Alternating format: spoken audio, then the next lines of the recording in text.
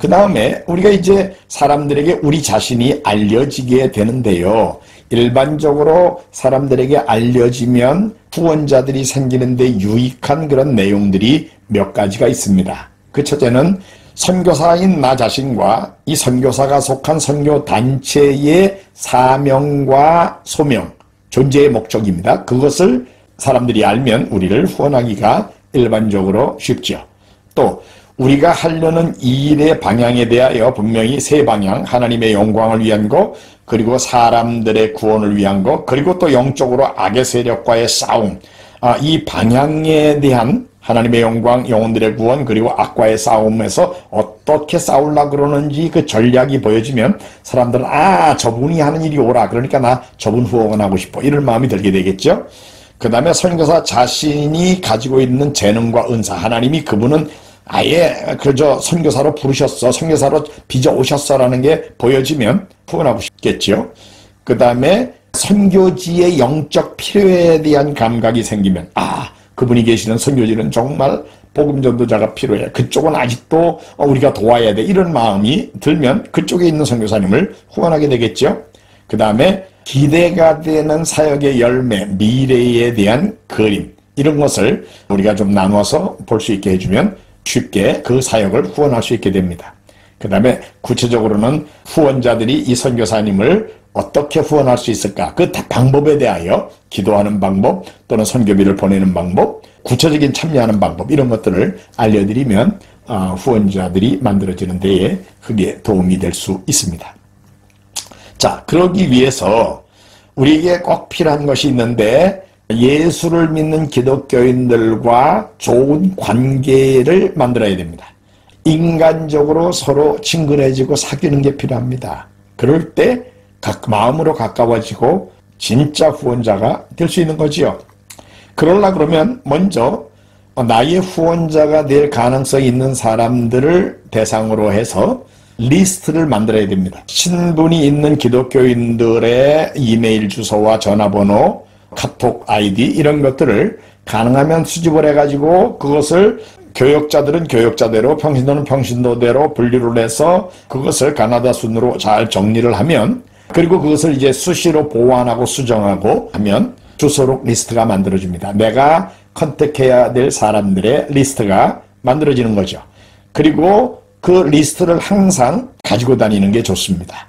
그러기 위해서 물론 휴대폰에다가 리스트를 가지고 있을 수 있고 파일로 보관할 수도 있지만, 저 같은 경우에는 제 그 해마다 이제 연초에 수첩을 사면 계속 접속해야 되는 분들의 이 주소록을 조그만 글씨로 복사를 해가지고 프린트해가지고 그거를 거기다가 풀로 딱 붙여서 수첩 안에 그냥 들어있게 그렇게 하는 거죠. 그래서 그것을 가지고 다니면서 수시로 보완하고 하는 것입니다. 그리고는 이제 계속해서 편지 또는 SMS로 소식을 전하는 일을 계속해야 됩니다. 선교사가 우편이나 이메일을 통해서, 그리고 카톡이나 워츠업 같은 SMS 메시지 채널을 통해서 자기 자신의 근황에 대하여 계속 사람들에게 알리는 일은 필요합니다. 사람들은 접촉이 계속될 때에 계속 기억을 하게 되고 또 관심도 더 가지게 되지요. 물론 귀찮아하는 상황이 생겨서는 안 됩니다.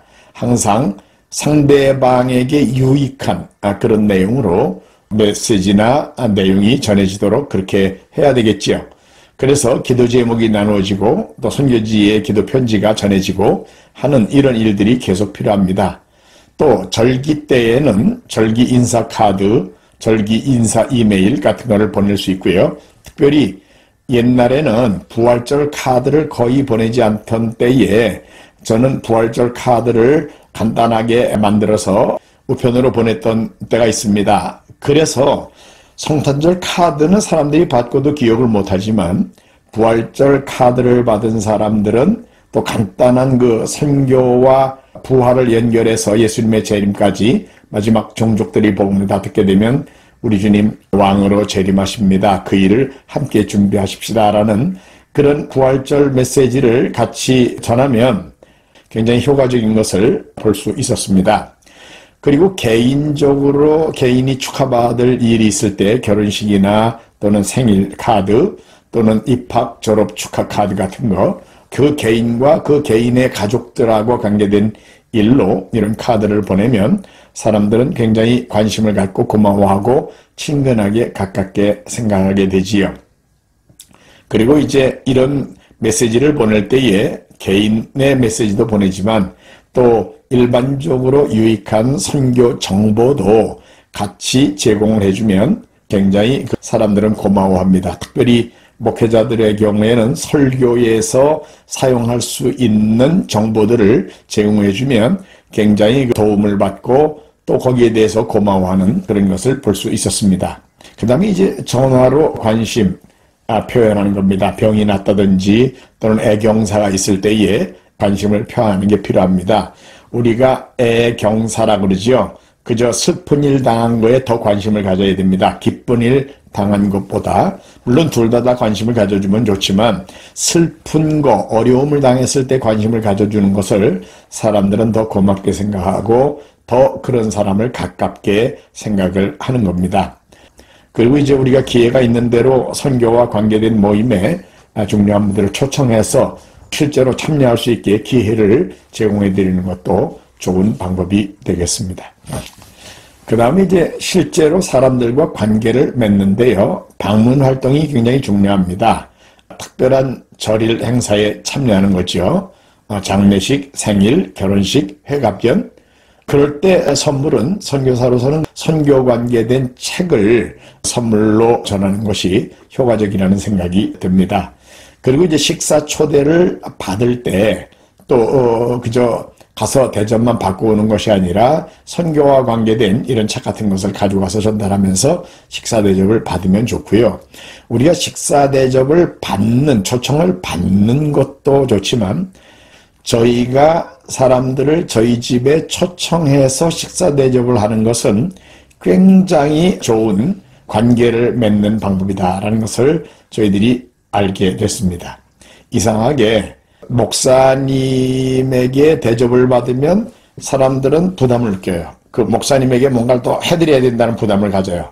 선교사는 더 합니다. 선교사는 더 해요. 그래서 저희가 그 어떤 장로님 네 분을 저희 집에 이제 초청을 해가지고 식사 대접을 한 일이 있습니다.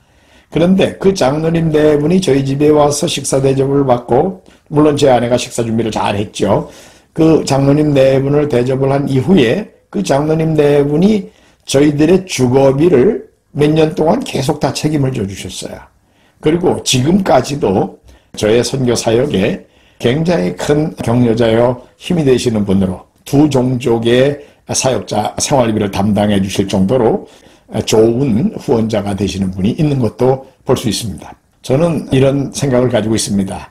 내가 누구에게 식사 대접을 하는 것을 성공했으면 그것은 성공입니다. 주는 자가 받는 자보다 복이 있다고 그랬죠? 선교사도 마찬가지입니다. 선교사가 남에게 베풀 수 있다 그러면 그게 성공한 것입니다. 내가 도움을 받는 것도 물론 감사하고 귀하지요. 그러나 우리가 남을 도울 수 있고 또 식사도 초청을 받을 수 있지만 우리가 식사를 대접할 수 있으면 그것도 좋은 일이라고 생각이 됩니다. 그리고 이제 우리가 특별히 교회들을 열심히 방문하는 게 필요합니다. 예배에 초청을 받지 않아도 참석해서 수요 예배든 금요 예배든 또는 혹 새벽 예배든 참석을 하면 그 선교사에 대해서 특별히 담임 목사님들 관심을 가져요. 그리고 자기 교회 예배에 참석해 줬던 선교사에 대해서 마음으로부터 뭔가 도우려는 마음이 생기는 것을 우리가 보게 됩니다. 교회를 방문했을 때 우리가 관심을 가져야 되는 분들은 꼭 담임 목사님만이 아닙니다. 거기 있는 부목사님 또 전도사님들, 그분들이 앞으로 또 목회자로 독립교회를 하실 분들이고, 그래서 후일 그분들이 또 좋은 서포터, 좋은 후원자들이 될 수 있다는 거 우리가 기억할 필요가 있습니다. 교회를 방문하고 돌아올 때에는 교회의 주보와 가능하다 그러면은 교회의 교인 수첩 같은 거, 그런 것들을 허락받을 수 있으면 가지고 와서 그 정보를 활용하면 매우 도움이 될 것입니다. 사람들을 만났을 때에 우리가 나누는 대화들이 중요합니다. 사람은 그 대화를 통해서 그 사람의 됨됨과 그 사람의 관심을 알게 되기 때문입니다. 기회가 되는 대로 남하고 대화를 나눌 때에 다른 얘기를 하기보다는 선교 쪽으로 도움이 되는 대화의 주제로 대화를 이끌어가면 도움이 됩니다. 이거는 대화라는 게 이상하게 말에 꼬리를 물고 그 다음 주제로 자연스럽게 넘어가고 하기 때문에 의식적으로 대화의 주제를 선교 쪽으로 바꾸려고 그러면 그거는 그렇게 어렵지는 않습니다. 교육에 대한 얘기로 시작을 했다. 처음에는 우리나라 교육에 대한 얘기를 하다가 인도네시아에도 교육은 또 이렇고 저렇고, 그러니까 선교지의 교육이라는 같은 공통점이 있지만 배경을 선교의 쪽으로 바꾸면 바꿀 수가 있는 겁니다. 먹는 거 얘기하다가도 선교지 음식으로 바꿀 수 있죠. 자녀 교육 얘기하다가도 선교지 사람들의 교육에 대한 얘기로, 관심에 대한 얘기로 바꿔갈 수 있죠. 이렇게 모든 면에 선교 주제로 방향을 살짝 바꿔서 대화가 선교의 주제 쪽으로 가게 만드는 게 좋습니다. 특별히 대화 속에 본인이 가지고 있는 선교의 소명, 그리고 본인이 속한 선교단체에 하는 일, 중요성, 그리고 자기가 하려는 사역의 계획, 그리고 선교지에 필요한 것들, 이런 것들이 주제로 대화에서 다뤄지게 되면 굉장히 사람들의 마음을 끌고 선교의 협력자들을 만드는 데에 도움이 되는 것을 우리가 알 수 있습니다. 그러면 이제 이렇게 선교 후원자들이 만들어졌을 때 선교 후원자들은 어떤 역할을 하시는 분들입니까? 이 선교 후원자들은 선교사를 위하여 기도하시는 분들입니다. 바울도 기도를 해달라 그러면은 내가 복음을 전할 수 있겠다. 전도의 문을 열어달라고 기도해달라고 그렇게 교인들에게 요청했던 것을 그의 편지 속에서 보게 됩니다. 예수님께서는 예수님을 믿는 사람들은 예수님이 하셨던 일을 그대로 할 뿐만 아니라 이보다 더 큰 것도 하리니 이는 내가 아버지께로 가매니라. 그러시고는 더 큰 일을 하는 비결로 너희가 무엇이든지 내 이름으로 구하면 내가 시행하겠다. 예수님 잡히시기 전날 밤 제자들과 함께 계시는 자리에서 마지막 제자들에게 주시는 고별 메시지 속에서 분명하게 기도로 우리가 예수님이 하셨던 일을 그대로 할 뿐만 아니라 이보다 더 큰 일도 할 수 있는 사람임을 말씀하셨습니다. 그러니까 오늘날도 우리가 후원자들에게 가장 중요하게 부탁드리기도 하고 또 그분들을 우리가 인도하는 방향은 그분들이 기도자들이 되게 만드는 것입니다. 마음을 담아가지고 기도하는 사람에게는 그 기도 제목에 나와 있는 내용을 위해서 본인이 할 수 있는 뭔가를 하라라는 마음을 주님께서 그 마음에 주시거든요. 그렇기 때문에 기도하는 사람은 기도만 하질 않아요. 기도하다가 그것 때문에 헌금을 하고 그것 때문에 현지를 방문하는 일을 하고 선교사를 격려하기 위한 글을 쓰게 만들고, 기도하는 사람은 마음을 담아 기도하는 사람들은 기도만 하지 않습니다. 그러니까 기도가 모든 면의 기초가 되는 것입니다. 그 다음에 선교 재정을 공급하는 사람들입니다. 선교 재정도 너무 부담되는 금액으로 크게 시작을 하게 하면 그것은 오래가지를 못합니다. 특별히 교회의 경우도 그렇지만 개인들 경우에는요, 크게 작정한 사람들은 그걸 지속적으로 하기가 어렵습니다. 그래서 부담이 되지 않는 정도의 크기의 재정을 작정하고 그것을 꾸준히 하도록 만드는 것이 필요합니다. 제 경우에는 많은 분들에게, 한국 분들에게는 월 10,000원씩, 또 미국 같으면 월 10달러씩만 한 끼 식사비에 해당하는 정도만의 헌금을 매달 월정으로 정해서 헌금해달라고 부탁을 하고, 그 대신 끝까지 제가 선교사로 살고 있는 동안에는 선교지에서 철수했다 그러면 그 다음에 뭐 끊어도 되지만, 또는 죽었다 그러면, 아니면은 후원하시는 분이 이제 세상을 떠나면 그만하는 거죠. 끝까지 하자고. 그러니까 시작을 안전하게 작은 금액으로 시작을 하지만 지속적으로 끝까지 하는 거로 하자 하면서 시작을 독려합니다. 그러면 굉장히 효과적인 것을 알 수 있습니다. 많이 작정한 분들은 지속성이 약하지요. 환경이라는 게 그렇게 항상 허락되지를 않습니다. 그러나 작은 금액으로 지속적으로 할 수 있는 금액을 작정하신 분들은 끝까지 할 수 있는 것 좋은 장점이라고 생각이 됩니다. 그리고 선교사를 격려하는 일이 후원자들의 가장 중요한 역할입니다. 말 한마디, 편지에 줄 한 줄의 격려의 글, 이런 것들이 선교사들을 힘있게 만들고 격려하는 일이 후원자들의 중심 역할입니다.